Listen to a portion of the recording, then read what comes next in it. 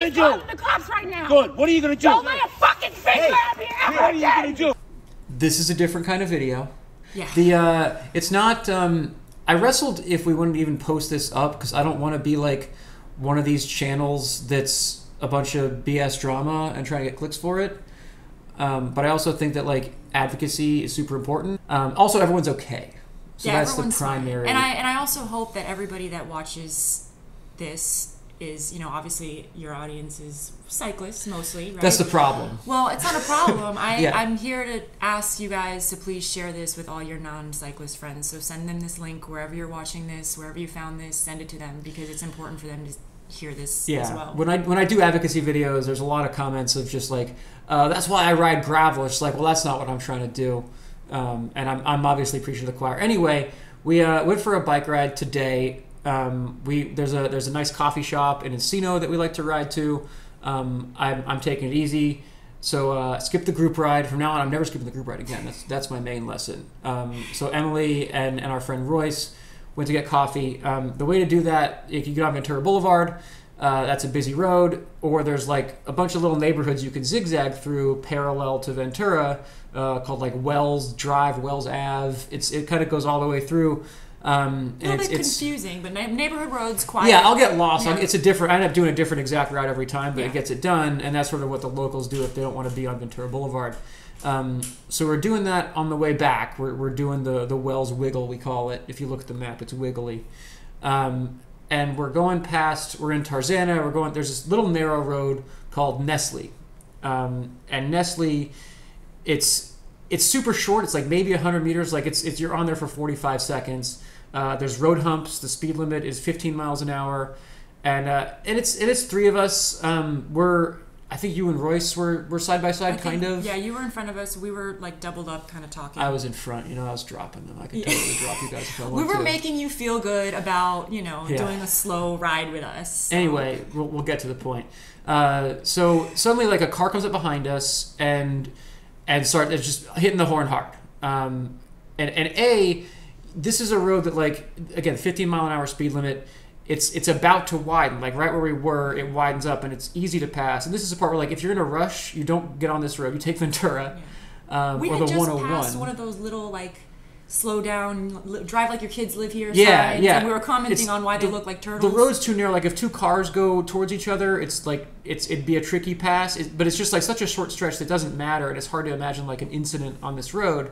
Anyway, this guy comes behind us and he honks his horn, super loud.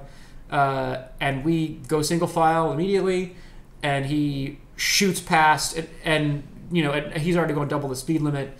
But just like unnecessary again, because what the road's about, there's a stop sign right there. We're all in the same place. Anyway, he gets up next to Emily, and he calls us assholes, excuse my language, for... There's going to be more of that. For taking up the entire road, and who knows what else he was blurting. Yeah, he was just a madman. Oh, by the way, it's a Sunday morning. It's a Sunday in like a pretty tame area, a nice neighborhood. It's Encino. Yeah. At which point, Emily lifted a specific finger. Yeah, I did. That in some, in certain environments can be offensive to some. Yeah, and it's like instinct, and A, he deserved it. I guess that's B, because instinct is A. But B, he deserved it. I'm not a proponent of the middle finger, personally, just because some people are lunatics and take it in a bizarre way. I did the middle finger once in North Georgia a long time ago, and the guy pulled over and took a chain out of his pickup truck and was like, "Let me show you where to put that finger, boy." And that was my last middle finger. I'm serious. And thankfully he didn't show me. I apologize profusely. So maybe that's part of the reason to make this video, is the middle finger means too many things to some people. Yeah, and you know what? Okay, whether anyway, it was right or wrong, what happened after... You are very much in the right. It's... a middle finger I understand how it could be argued, though. A middle finger is offensive. rude, but it's still essentially, it's innocuous. No one's ever been hurt from a finger. Yes, that's correct. Even if you poked him really hard. So his response, and this was when I looked back, was he swerved into Emily intentionally, didn't hit her, but like if you weren't more skilled cyclist, if I wasn't an you could have experienced crashed. cyclist, I would have crashed. And you did have to swerve out of the way. So now we're all yelling at him, all three of us, and he runs a stop sign makes an immediate left turn and then a quick left turn into a local country club. Yeah. So this guy was in a rush to get to the golf course. So Phil stops at the gate and is I didn't stop at the gate. You blasted through the gate to chase him. I saw you stopping at the gate. I was like, I'm just going to chase this guy. Yeah. So my freaking blood was pumping, so I went to chase this guy. And Emily does get a temper sometimes. I'm Cuban, so I'm really good about keeping my cool usually, and I think most people that know me know that about me, but that's unacceptable behavior. So when I really get freaked out, angry at something or freaked out, you're gonna know about it. So this guy went to park his car. I'm driving up the little security lane calling the police, and the gate guy is saying, you guys are trespassing, and I'm like, awesome, call the police, it'll save me the time. Yeah. So I was telling him to call the cops as I was calling the cops. Also, Royce was calling the cops. Everybody was calling the cops. And you were okay, so... I was 10 seconds behind you. Yeah, you were 10 seconds behind me, but it's important for them to know it's a critical 10 seconds because the parking lot was around a fence, so he couldn't see what was actually going on. So I went, saw the guy get out of his car. I don't think he knew that we followed him in because he was pretty shocked to see me. And I stopped in front of him.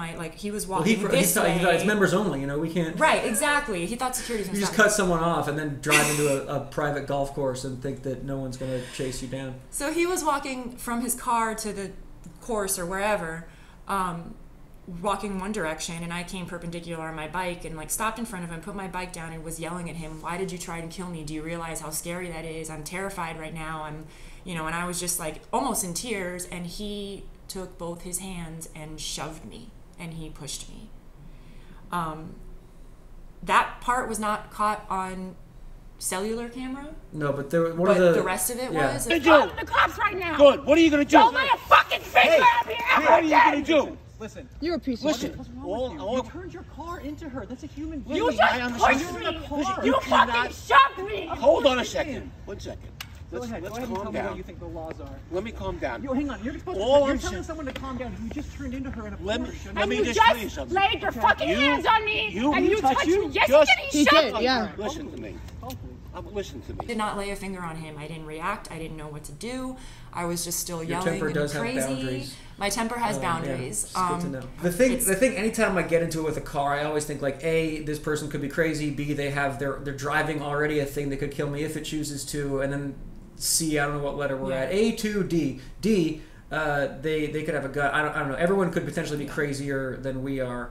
And then he was going to security people of the country club who were just asking us to leave because we were trespassing. Their goal was just to keep the ruckus out of their nice little community, which was funny. And I was like, I'm happy to leave with this guy, but I'm not leaving without him. And again, please call the police on me for trespassing, and they will escort us out after they arrest this guy for shoving my girlfriend, fiance, excuse me.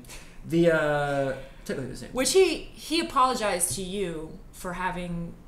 Such a horrible fiance. Such a horrible fiance. He was really he's I feel bad for you, for having to deal with this horrible. Anyway, there's a point where you're sitting in the grass, you're waiting for police to show up. It's probably over an hour until they came because it's an emergency, but not really. We called 911, but it's not like there was anything imminent.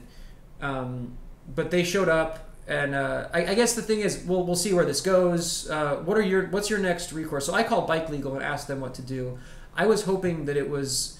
I'd heard of people winning lawsuits like this, and assault with a deadly weapon was the charge, which the cops sort of rejected, and as did Mark at Bike Legal when I called him, which you can't really show intent to kill someone or whatever. If he would have... The way it was explained is that if he would have followed through when he swerved into me, but he swerved and went away. Yeah, so they can't prove intent. It was a threat. It was, but I was in my head. It's just he also just showed you he has a gun in a way. I'm willing to. I mean, he was looking straight at me when he swerved into me. Right. So, but I'm taking the threat to you have a thing that could kill me, and you're showing that you're I don't know, whatever. So it's not that. He did, of course, shove her later, so that's actually the part that you can potentially press charges on. That's simple battery. Correct. So one thing that was nice was hearing the police told him that there's no such thing as cyclists aren't in your way. We have the same right to be there that you do, and and by the way, like, what's the urgency of you're about to go play golf? But what they said was it's a courtesy for cyclists to go single file to get out of your way. We don't have to do that. It's like I always do. I spend all day looking over my shoulder if I'm riding with someone, and you go single file when they're. But that we're doing a courtesy, and it's not like a law. The bike's not to be there. Also, you know, when you ride on a major road, they're like, "What are you doing on this busy road?" So we ride on literally the narrowest road in Los Angeles County, and it's like you're blocking the whole road. Yeah. So I just don't know where we're supposed to be anymore. And I guess why I'm making this video and why we waited forever for the cops to show up and why we're gonna, you know, Bike Legal is gonna help me out and press whatever charges we can. Like, we're gonna go through, and it's gonna be hours to, like, this guy's probably not gonna lose his license like he should. He's probably not gonna go to jail like would be nice. But I think it's important, like, his information is recorded somewhere for when he, you know, attacks another cyclist or when he, you know, shoves his wife. Like, this is on record that this guy's a loose cannon. And B, it's just like, I think we need to somehow keep getting the word any way we can that this is the situation, and also that people are lunatics and cyclists are at a disadvantage. But I think I'm not going to just pivot to gravel. Like, I like gravel riding, but I think it's a fight worth fighting. I don't want to just give up on that kind of thing. Yeah, you can't just run away from. We'll fight where we can. Yeah. We'll put in the time. Yeah. And please share this with your non-cyclist friends. And this guy, this is something too. I'm really glad I didn't see Emily get pushed, because I don't know. I'm not like a violent person. I've not been in a fight since like 4th grade, but. It was like really freaky to see someone turn into my fiance, and I wonder if I would have like hit him. I kind of would have at least shoved him or get him. I don't know. Anger is a really scary thing. Yeah, it's really powerful. It took everything. And here's the thing: like, I'm puny, but I think I could take that guy. Is my main point here? Is that guy's lucky because I could take him. He had to be at least mid-70s. Yeah, he was up there. He was up there. So you think I could have taken him? So there's road rage, simple battery. Thanks to the officers. There was a guy at the golf club who recognized me as we were sitting in the grass waiting for the police to show up. He was super cool. Anyway, it's just a rough time. But everybody's okay. And I'm never missing the group ride again. That's it. Peace. You know, less drama in the next video, hopefully. In 10 years, this channel will just be me and Emily fighting. You know what I mean? Like, it's going to be one of those, like, obnoxious YouTube couples. That's funny because I was just about to say, signing off, hey guys, let's all just try to be a little nicer to each other, please. That's it too. Yeah, we're in a society. Yeah. And everyone's kind of supposed to be on the same team. Yeah. So. All right. See ya. Peace.